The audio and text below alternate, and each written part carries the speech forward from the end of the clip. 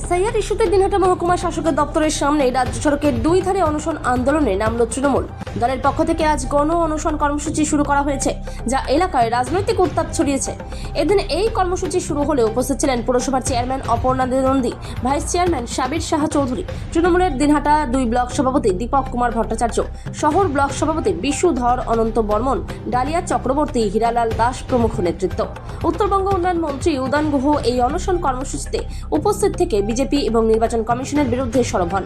মন্ত্রীর নেতৃত্বে দলের বিভিন্ন ব্লক নেতৃত্ব থেকে শুরু করে বিপুল সংখ্যক কর্মী সমর্থকরাও এই আন্দোলনে অংশগ্রহণ করেন। কোচবিহার থেকে সুমন মণ্ডলের রিপোর্ট, বিগ নিউজ বাংলা। আমরা তো এই অন্যায়ের প্রতিবাদে, চক্রান্তের প্রতিবাদে, যথার্থ নাগরিক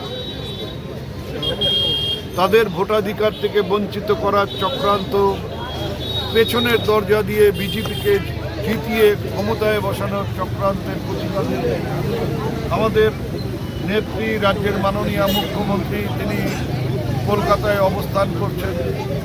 সেই অবস্থানের সমর্থনে এবং এই চক্রান্তের প্রতিবাদে আমাদের এই অনশন, গণ অনশন, আমরা এখানে সবাই সামিল, মহিলা পুরুষ সবাই মিলে এই ইয়েতে সামিল হয়েছে। এটা একটা পরিষ্কার চক্রান্ত।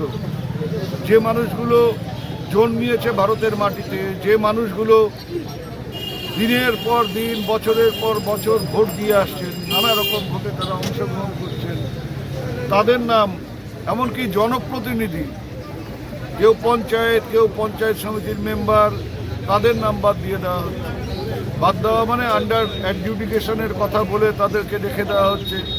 অনির্দিষ্টকাল এইভাবে ফেলে রেখে তাদের উপর মানসিক চাপ সৃষ্টি করা হচ্ছে।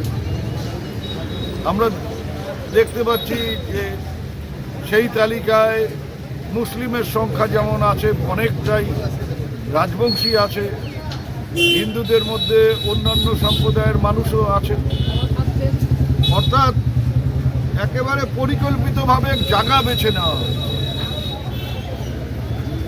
যেমন দিনহাটা বিধানসভা কেন্দ্রে 36,000 ভোটারের নাম আন্ডার অ্যাডজুডিকেশন আছে। তার মধ্যে 16,000ই হচ্ছে 3টে অঞ্চলে, চৌধুরীহাট, সুকারুকুটি আর নয়ারহাট। 16,000 ভোটার সেখানে বিচারাধীন বলে তাদেরকে ফেলে রাখা হয়েছে।